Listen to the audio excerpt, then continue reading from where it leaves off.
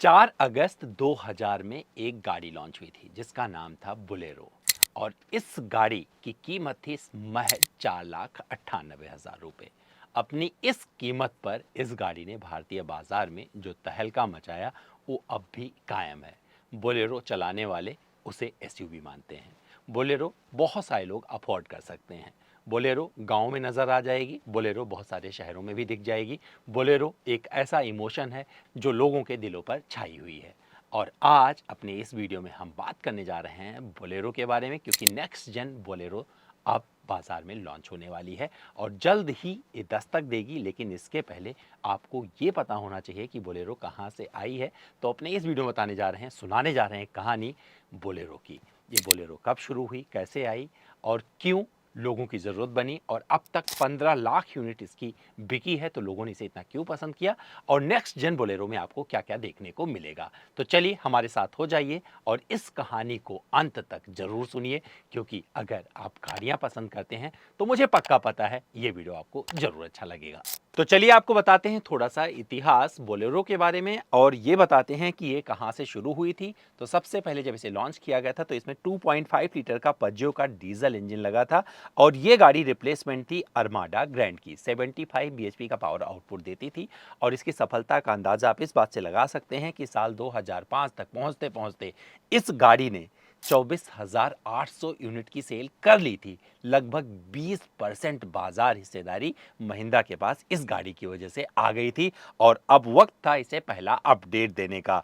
और 2 मार्च 2007 को पहला अपडेट दिया कंपनी ने अपनी इस गाड़ी को, जिसमें कई सारे कॉस्मेटिक अपग्रेड किए गए और इंटीरियर में थोड़ा बदलाव किया गया, बम्पर वगैरह पे थोड़ा सा ट्विक किया गया, और कुल मिलाकर एक बढ़िया डिजाइन में ये गाड़ी उस समय के हिसाब से एक परफेक्ट स्वरूप में सामने आ चुकी थी। और अक्टूबर 2008 में सबसे बड़ा अपडेट बोलेरो को तब मिला जब इसमें माइक्रो हाइब्रिड टेक्नोलॉजी डाली गई, और इसमें जो इंजन लगाया गया वो 2.5 लीटर का टीडीआई इंजन था, जिससे 63 बीएचपी का पावर आउटपुट और 180 एनएम का टॉर्क निकलता था, और इसमें 5 स्पीड मैनुअल ट्रांसमिशन दिया गया था।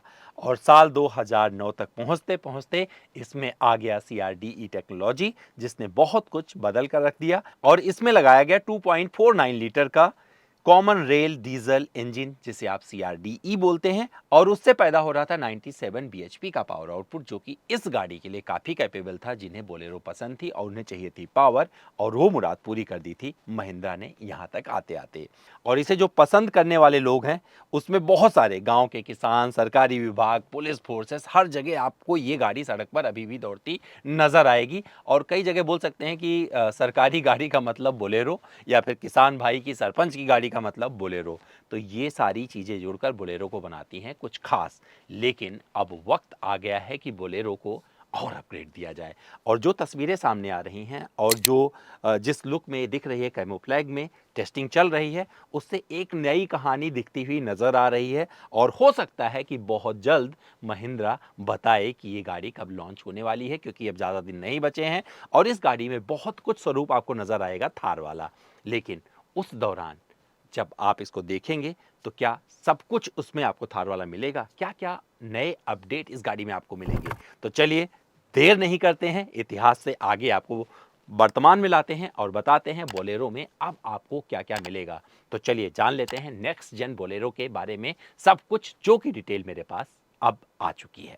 तो भैया नेक्स्ट जेन बोलेरो आएगी कब? साल 2026 में महिंद्रा तहलका मचाएगी। एक बार फिर से तैयार रहिए, बहुत सारी रील, बहुत सारी वीडियोस वायरल होंगी उस वक्त, तो आपको बहुत सारे आपको पता चलेंगी गाड़ी में क्या क्या चीज़ें हैं। लेकिन इसके पहले जो तस्वीरों से सामने आ रही हैं बातें, उसको बता देते हैं। तो इसके कैमोफ्लैग गाड़ियों को अच्छे से, मतलब लोग जो है कहीं कहीं स्पॉट कर रहे हैं, और उससे पता चलता है कि यहाँ पर जो फ्रंट लुक आपको मिलने जा रहा है काफ़ी हद तक थार रॉक से मिलता जुलता है, और जो इसकी सर्कुलर हेडलैम्प हैं वो भी थार रॉक्स वाली ही यहाँ पर आपको मिलने वाली हैं।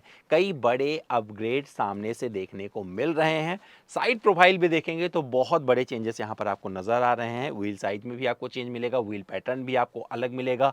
जो आपको अप्रोच एंगल दिख रहा है वहां से भी काफी कुछ एसयूवी वाली नजर आएगी, और एक आक्रामकता इस गाड़ी में दिखेगी, जो इस गाड़ी के फेवर में जा सकती है। बहुत सारे लोग जो इसको छोड़ देते थे कि भैया बोलेरो है गाँव वालों के लिए, मुझे लगता है शहर वाले भी इसमें इंटरेस्ट लेने लगेंगे और उसके साथ-साथ में बोलेरो नियो में भी अपग्रेड आएगा और 2026 में मुझे लगता है दोनों ही गाड़ियाँ महिंद्रा लॉन्च करेगी। एक साथ लॉन्च करेगी, एक-एक करके लॉन्च करेगी, नहीं पता बट लॉन्च ये बहुत जल्दी किया जाएगा। इसके अलावा जहाँ पर बम्पर आपको मिल रहा है, वहाँ पर आपको टर्न इंडिकेटर देखने को मिलेंगे जो कि खूबसूरत बन पड़ रहे हैं। व्हील आर्च के ऊपर जिस तरीके का एक हॉन्च मिल रहा है, वो भी एक एसयूवी वाला स्टाइल दिखाता है। व्हील पैटर्न ऑलरेडी बता दिया है कि किस तरीके से आपको मिलेगा और बहुत सारी चीज़ें इस गाड़ी में चेंज होती हुई दिख रही हैं।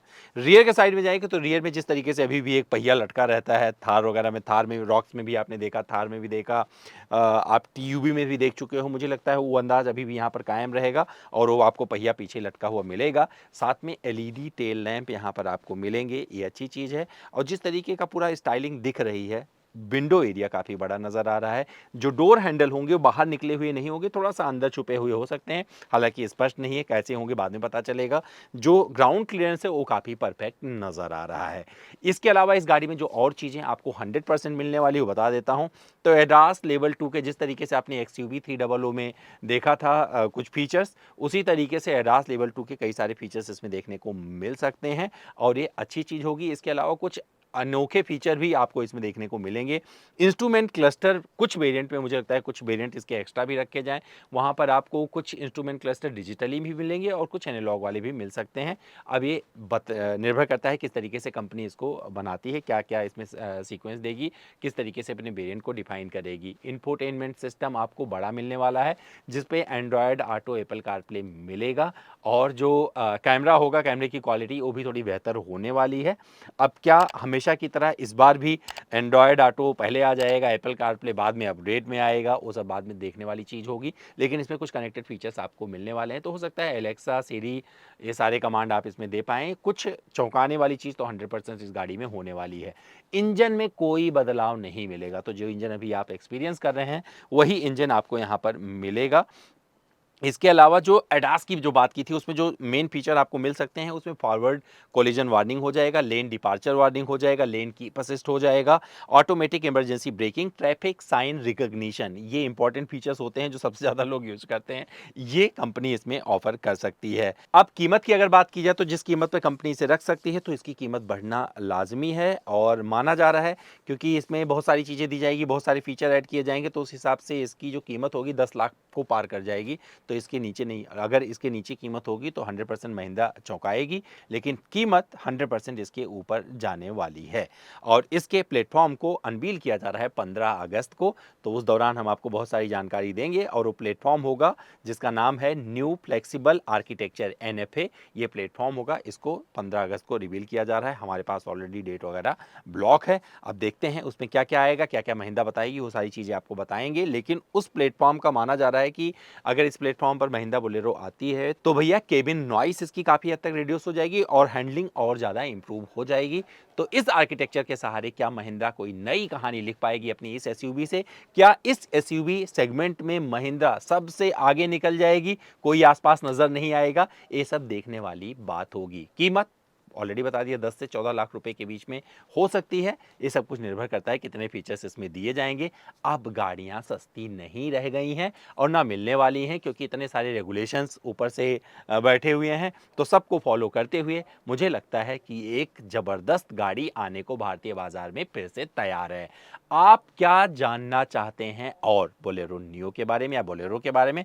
कमेंट करके आप मुझसे पूछ सकते हैं या आपके पास में कोई जानकारी है या आपके सामने से बोलेरो कैमोफ्लैग में गुजर रही है, तस्वीरें मुझे भेजिएगा। मैं भी जानना चाहता हूं कि हमारे जो दर्शक हैं कितने ज़्यादा जागरूक हैं। आपकी तस्वीरों के बिहाफ पे भी हम रील या वीडियोस बनाएंगे। तो चलिए अब आप शुरू हो जाइए, हमारा काम खत्म हुआ। कल फिर मिलते हैं किसी और वीडियो में।